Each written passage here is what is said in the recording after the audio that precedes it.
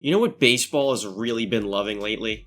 Good young players. More so now than ever before, players are coming into Major League Baseball and making an impact early, and doing it with confidence. The future undoubtedly looks bright for Major League Baseball. We're gonna prove it to you by channeling it through two guys who seem to be the biggest young outliers in baseball. The two rookies on track to do things rookies never do.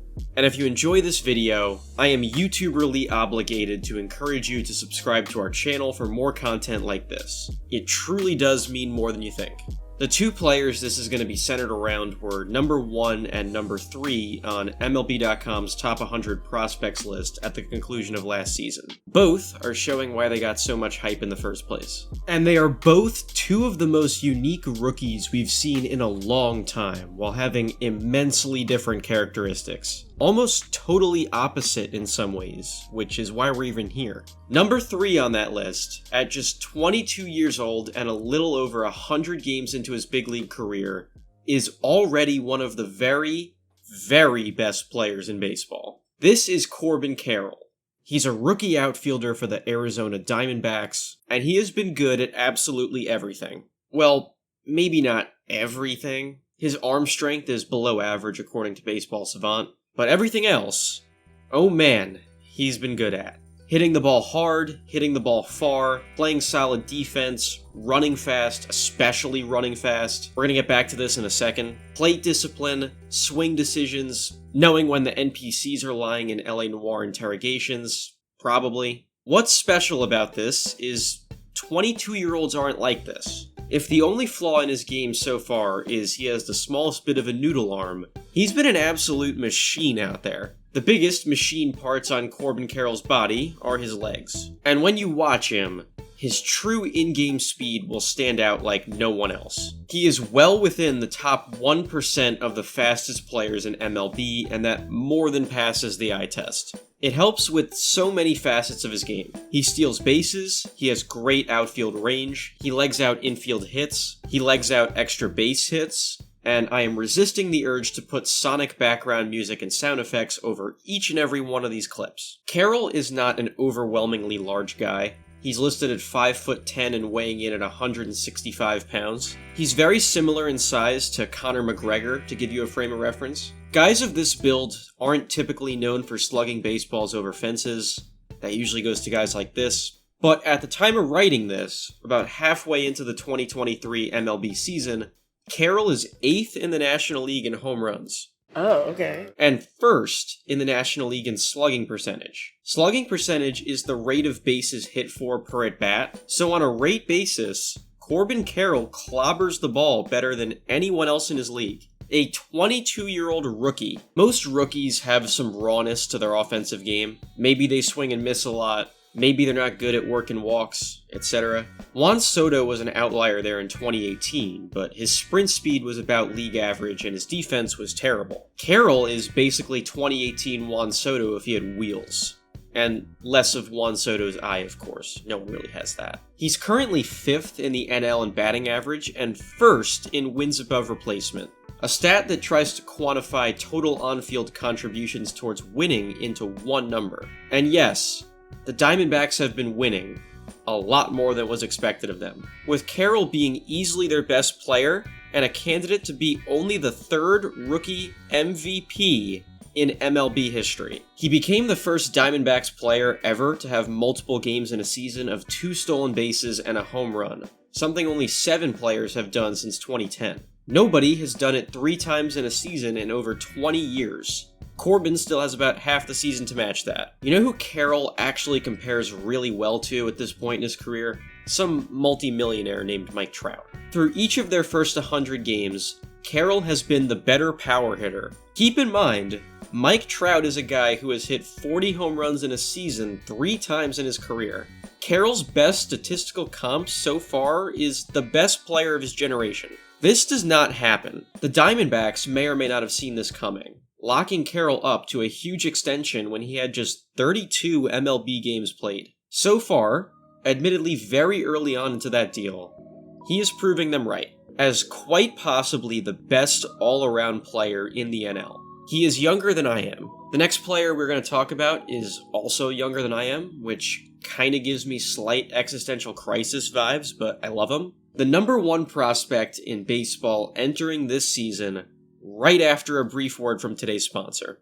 This video is brought to you by Underdog Fantasy, the easiest place to play fantasy baseball. Right now through July 14th, you can take part in their 7th inning stretch contest. Think of it as fantasy baseball without any in-season management at all.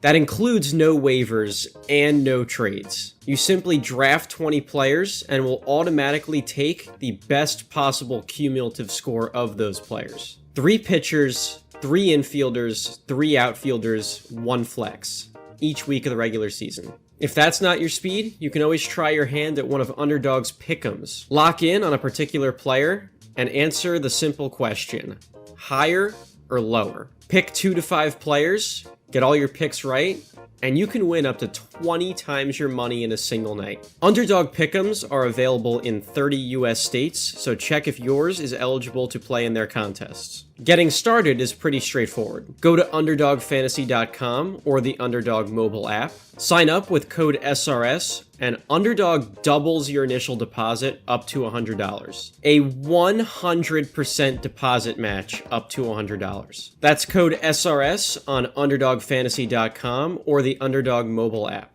Thank you to Underdog for sponsoring this video. Please play responsibly. Alright everyone, it is time to meet Francisco Alvarez, the stud rookie catcher for the New York Mets, also known as Troll. Troll got that nickname because he's massive in width, much more than height. Alvarez and Carroll are actually the exact same height. Alvarez is just 70 pounds thicker. Hence came the nickname when he was growing up in Venezuela. He earned his status as the best prospect in baseball by possessing a really rare combination. A catcher with intangible defensive qualities, and he hits nukes. So many nukes.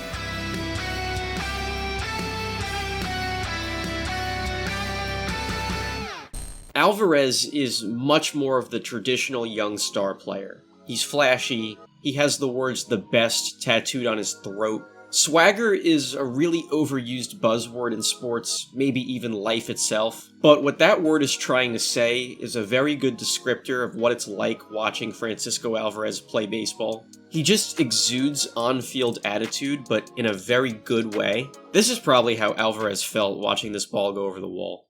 Sayonara.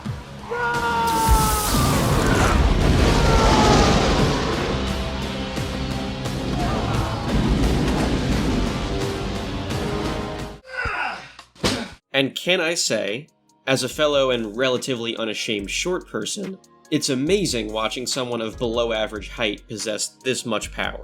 Guys of this frame with home run derby type power are always incredibly fun no matter where they pop up. Alvarez was recently asked who his favorite player to watch in baseball was. He answered himself. This might not really be a cocky lie either. Word around the Mets is that Alvarez is the ultimate film watcher. He puts in work behind the scenes and then some. Alvarez knows there is still so much work to be done, and the effort a player as naturally gifted as him puts in to clean up the rough edges of his game should be commended. Mets pitchers love him, and for a 21-year-old catcher on a pitching staff filled with guys old enough to run for president, that's rare. Everything about Alvarez's skills are rare.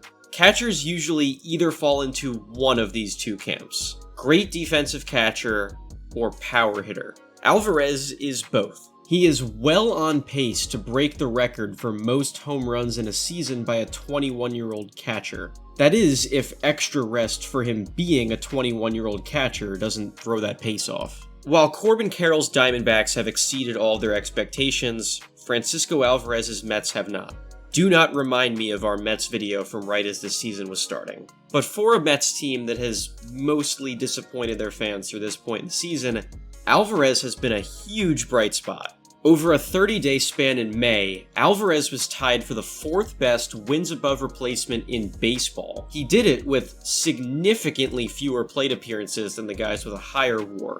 His WAR for a month was equal to the likes of Mookie Betts, Bo Bichette and Aaron Judge. Judge actually made for a great comp considering their similar playing time. Position matters a lot for Alvarez's uniqueness more so than Carroll's. Young catchers don't normally do this. He became the first rookie catcher since Joe Mauer, the best catcher I've ever watched in my life, to hit 3 home runs in a 4-game span. That was the same year Drake and Josh first aired. Oh, also, if you're gonna give me pushback on me, a 23-year-old, saying Joe Mauer's the best catcher he's ever watched, the man hit 365 with plus defense. You guys have been sleeping on Joe Mauer too long. It has been 55 seasons since a catcher came up and had a full power-hitting season with solid defense behind it. That player to last do this was Johnny Bench, a very common answer for the best catcher in the history of baseball. Alvarez actually passed Johnny Bench for the most home runs in the first 45 games played in a season for 21-year-old or younger catchers. Am I saying Alvarez is going to become the best catcher who has ever lived?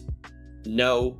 I'm saying it should show you how once in a generation someone like Alvarez has shown himself to be. Even if the Baseball Savant page is much more indicative of raw, inexperienced talent than Carroll's is. They can both be super unique, super fun, and super projectable young stars in Major League Baseball. We are blessed to be living in a time where 2 young players are really carving out niches and skill sets that are essentially their own, especially considering their age. But oh yeah, when both of these guys get more experience and repetition in the batter's box under their belt to better learn big league pitching, we could really have a special show on our hands. Life can change really fast. Savor the on-field talents of good young players like these guys while the greatness is happening. We're really fortunate to get to be along for the ride. I'll end this by hoping and wishing that the rest of the season and the rest of these 2 players' careers are as fun, unique, and successful as we've seen them show so far. Now is the time to get on the train of these 2 guys.